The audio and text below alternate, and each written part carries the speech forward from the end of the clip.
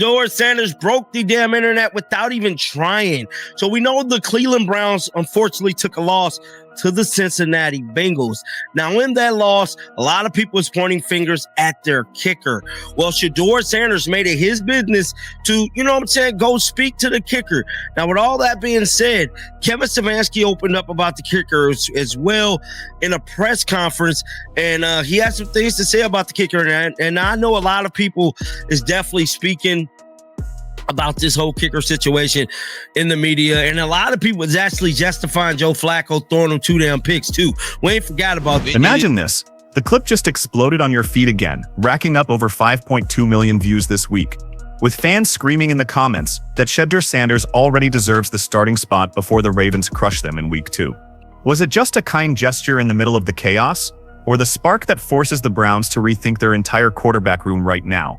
On September 13th, when the pressure for results already feels like a dead weight. Because while Joe Flacco deals with the brutal backlash from those 2 interceptions that put the team in a losing position from the jump, Shedeur, the rookie who didn't even touch the ball in the opener, steals the show with words no one expected to hear in a frozen locker room. This isn't just football. It's the moment that's rewriting his story in the NFL, erasing those arrogance doubts that have followed him since the draft, and I'm gonna break it down for you. Step by step, no fluff, no filler, because what he said exactly to Andre Szmyt in that dead silent moment is going to leave you wondering if Cleveland already has their savior sitting on the bench, ready to change everything. And trust me, with the fresh reactions today on X, where insiders like Tony Rizzo are calling for them to release him if they're not going to use him, this is getting more intense by the minute. The Cleveland Stadium is still echoing with deafening boos when Andre Szmyt watches the ball sail wide right, just 36 yards out, a kick that should have been routine for a kicker who led the UFL in field goals last year, with a 90% accuracy rate that made him look like the perfect solution for the Browns. It's the late hours of September 7th, and the Browns are 1 kick away from stealing a win against the Bengals in their home opener, with 65,599 fans hyped for a year of redemption after seasons of mediocrity. But the ball misses miserably, the clock ticks mercilessly, and the scoreboard stays stuck at 17-16 in favor of Cincinnati. Szmyt, this 26-year-old rookie who took Dustin Hopkins' spot in a brutal preseason where he nailed a 37-yarder to seal a win against the Rams, had already missed an extra point earlier in the third quarter that could have tied the game at a key moment right after a touchdown from Jerome Ford that had the stadium on fire. The crowd goes from absolute euphoria to contained rage in seconds, and the sideline freezes like time stopped. No one moves toward him. Coaches like Kevin Stefanski stare at the ground with that frustration look. If you follow the Browns, teammates avoid eye contact, because in the NFL, a mistake like that makes you the instant scapegoat, the guy everyone blames to avoid looking in the mirror. It's the kind of moment that breaks careers before they even start, where a miss sends you straight to the waiver wire or worse, forgotten on a team with a history of kicking woes, like when they missed field goals in past playoffs that cost entire seasons. But then, out of nowhere, here comes Shedeur Sanders, not as the star QB everyone projected at Colorado, but as the third stringer dressed in emergency gear he never thought he'd wear in a real game, without a single snap under his belt. He walks straight to Szmyt, no hesitation, extends his hand for a firm dap up, and drops words the cameras catch halfway, but insiders report as something like, "Keep your head up, bro, we all go through this and you'll come out stronger." It's not a Hollywood motivational speech with lights and background music. It's real, raw, conversational, like Shedeur's chatting with a friend in the backyard after a pickup game went wrong, recognizing that rookie pressure he feels every day in Cleveland. The clip, uploaded by @SM Highlights, one with the sarcastic caption, "Shedeur dapping up the kicker after losing them the DM game, wants the starting spot already," shoots to 4.9 million views in hours, but by September 13th, it's over 5.2. With reposts from massive accounts like ESPN Cleveland, who titled it "Shedeur was there for his kicker after a tough day." In the days since, up to today, the video keeps circulating on TikTok with edits adding dramatic slow motion and fan reactions calling him the natural leader Cleveland has needed for years, while Reddit threads break down every second, noting how Shedeur didn't glance at the cameras once, just locked eyes with Szmyt, proving this wasn't staged. And here's what makes it even more impactful: in a world where players avoid the guys who mess up to not catch the negativity, Shedeur chose the opposite path, showing a poise that comes from years under his dad Dion's spotlight, but tailored to his own style. But that wasn't the end of the drama. It was just the start of a wave shaking the whole locker room, with coaches and fans debating if this gesture is the key to uniting a fractured team. And as the world digests that dap up, an unexpected criticism starts seeping in from the darkest corners of social media, reviving old doubts we thought were buried. Because if you think it was all unanimous applause and hearts in the comments, think again. The social networks don't forgive. And in the last 48 hours up to September 13th, fresh posts on X have revived the debate with hilarious but cruel memes like "we can both get fired together," showing Shedeur and Szmyt walking side by side to the bench, like accomplices in the disaster. The original video keeps breaking records. Those initial 4.9 million views have turned into over 5.2 million, with reposts from Sports Illustrated, who covered it with "Shedeur shows genuine support after the brutal miss," and Newsweek highlighting how Sanders chose to lift spirits instead of joining the mockery. Fans on subreddits like r/Browns have dissected every frame with surgical precision, noting the perfect timing. Just as the stadium booed, Shedeur shows up with no ego, just empathy. And that sparked entire threads with over 500 comments on authenticity in a league full of fakes. But not everything's positive, far from it. The haters jumped in with venomous comments like "good gesture, but why is he wearing sunglasses and a backwards cap on the bench during a loss? Looks like he doesn't care about the team, just his image." A viral post from September 12th by a local analyst on X says Shedeur consoled Szmyt, but his sideline attitude screams arrogance inherited from Coach Prime, maybe too cool for this league. And then there are the heavyweights' reactions. Skip Bayless dropped on his September 10th show that if Shedeur had started instead of Flacco, they would have won easy. This gesture proves the vet is the real problem here. Adam Schefter from ESPN tweeted diplomatically on the 9th, "Positive moment for Sanders, but he needs to stay disciplined. All eyes in Cleveland are on him, and one misstep sinks him." Bernie Kosar, the Browns legend who knows what it's like to be the face of a frustrated city, praised him in a radio interview on the 11th. "I love how Shedeur handles things. He shows up an hour early to practice, stays late signing autographs for fans waiting in Cleveland's rain, and this with Szmyt. That's pure leadership. You can't fake it." His teammates back him without filters. Newsome in a locker room leak from the 12th. "The guy's amazing, learned half his training from his dad Dion. Like how to handle media post-loss. But this with Szmyt is real heart. Sees the team as family, not a stepping stone." And speaking of commercial impact, Shedeur's jersey sales exploded. Initial reports from the 8th circulated, saying he earned $14 million extra from a prime equity clause in his rookie contract. But Sports Illustrated debunked it quick on the 9th. No such thing exists. But his real sales jumped 300% post-viral, with fans snapping up the #12 like it's the new talisman. This isn't coincidence. It's Shedeur shifting the narrative in real time, with September 13th posts on X begging "give him snaps now before Flacco kills us," while the Bengals celebrate their win, and Joe Burrow laughs in interviews. Picture the contrast. A rookie who didn't even play generates more buzz than the starter, and that's led to debates on shows like ESPN Cleveland's The Really Big Show, where co-host Aaron Goldhammer ripped his look but admitted, the gesture was genuine. But lock in, Shedeur, this league doesn't forgive distractions. But while the reactions boil like a cauldron, let's go back to the guy who started it all. Szmyt, and how this miss didn't just hurt the team on the scoreboard, but exposed deep cracks in the organization no one wanted to admit out loud. Especially with week 2 looming, Szmyt walks off the field head down, knowing his 2 misses, the extra point in the 3rd quarter that left the score at 14-13 instead of tied, and that 36-yard field goal with 2:25 left that could have put the Browns up 19, cost a game. The defense, led by Myles Garrett with his unstoppable sacks on Burrow, nearly stole on their own, holding Cincinnati to just 17 points in a heroic effort that deserved better. In the September 8th press conference, Kevin Stefanski didn't beat around the bush or offer vague excuses. Those points in close games are crucial. It hurts when you feel like you're doing good things drive after drive, but you fail in the defining moments, and that cost us against a divisional rival. He admitted flat out that the staff saw trouble coming with a rookie kicker like Szmyt. Tony Grossi from ESPN Cleveland predicted it pre-game in a June 6th article. "We knew we were in trouble with this rookie, after cutting Hopkins despite his experience." The kicker, from Syracuse via UFL, where he averaged 28 field goals out of 31 attempts, had nailed a 45-yarder early in the 1st quarter for his first NFL score. A moment that painted him as a potential hero, but he rushed the big ones. As he confessed in a post-game interview on the 8th, "Rushed my process on both. It hurts because it affects everyone who sweated on that field from the O-line to the secondary." Myles Garrett defended him like a brother in arms. "There's no more scrutiny on him than the rest of us. We all fail, and what matters is how you respond.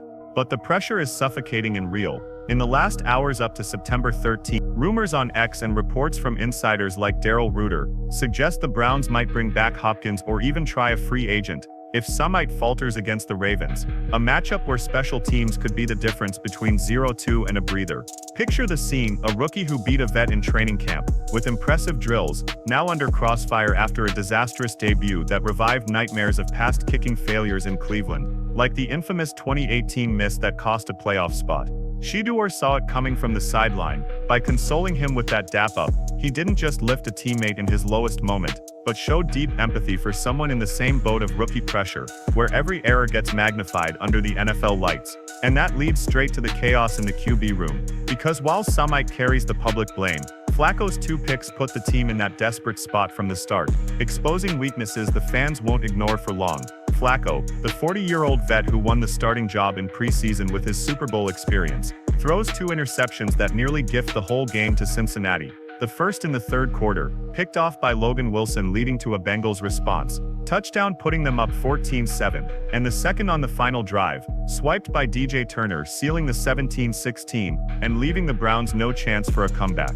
Fans don't forget for a second. Posts from September 9th to 13 on X rage. Enough of Flacco and his turnovers. Give Shedeur the ball now, because those picks forced Szmyt's kicks into high-risk spots, turning a probable win into a humiliating loss. Cleveland's depth chart looks solid on paper. Flacco as the steady hand, Dillon Gabriel as the rookie backup with Oregon upside, Shedeur as emergency third, after being picked 144th overall in the 5th round. But after this disastrous opener, frustration boils like never before, with a viral X thread from September 12th by @NotHammerNation, saying Flacco's picks cost more than Szmyt's miss. Why not try the rookie who's already leading from the bench without ego? Fresh rumors from insiders like Mary Kay Cabot in the Plain Dealer report. The staff isn't happy at all with Flacco's age and decisions under pressure, especially with his 290 yards and a TD overshadowed by those costly errors that put special teams in the wrong spotlight. In preseason, Shedeur had already impressed with precise throws and drills,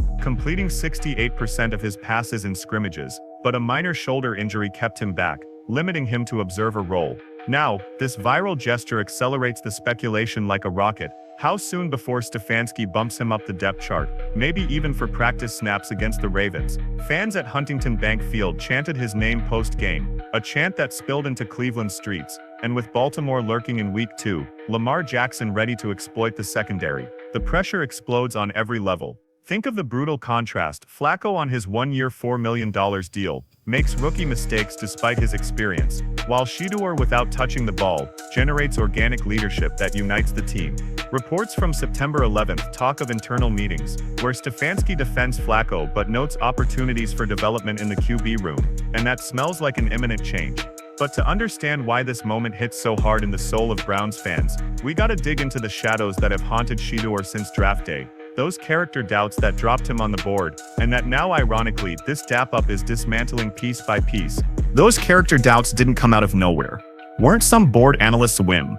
Guys like Mel Kiper and Todd McShay dropped him to the 5th round, pick 144 overall by the Browns, when pre-draft projections had him in the late 1st or early 2nd, citing evident arrogance in private workouts, and his social media presence screaming pure entitlement for being Deion Sanders' son, the coach prime who dominates headlines. Post-draft reports from The Athletic talked about him acting cocky with teams like the Giants and Eagles, answering questions with a swag some scouts called too Hollywood for gritty NFL, and his time in Colorado under his dad's wing fueled toxic narratives of not ready for real football, just family hype.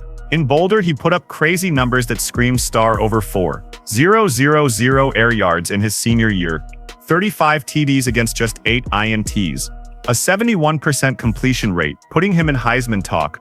But the team's losses, Colorado finished 7-5, and sideline attitude questions, like celebrating TDs with dances haters called distractions, marked him as a risk. But look at this moment in Cleveland. No forced cameras by the PR team, no Hollywood script calling the play. Shedeur chooses to support Szmyt, because he knows firsthand what constant scrutiny feels like. Growing up as a Sanders kid wasn't a walk in the park.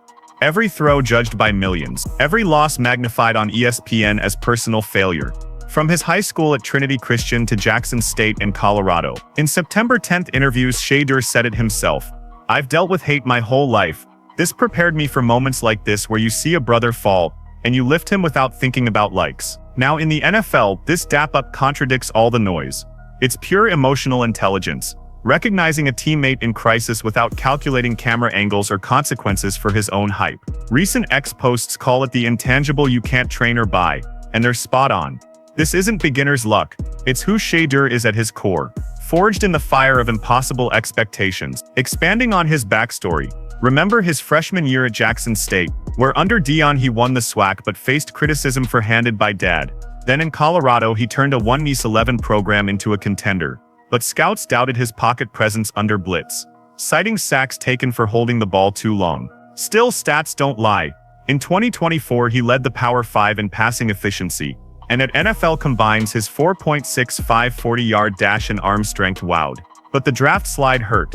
Teams like the Jets passed on him for leadership red flags based on rumors, not facts. This gesture flips it, shows a QB who prioritizes team over ego, something franchises like Cleveland with their history of QB disasters from Baker to Watson desperately crave. And as those doubts fade like smoke, the reactions from those who really know football, from legends to coaches, confirm Shedeur doesn't just survive NFL pressure. He dominates it with a style that could redefine the QB room forever. Legends like Bernie Kosar, who took the Browns to playoffs in the 80s, and knows what it's like to be a frustrated city's face, don't lie when they say Shedeur's work ethic is elite.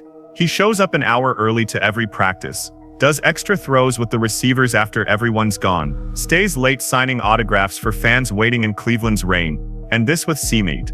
Pure leadership you can't fake. His teammates back him without filters. Newsome in a locker room leak from the 12th. The guy's amazing, learned half his training from his dad Deion, like how to handle media post-loss. But this with Szmyt is real heart.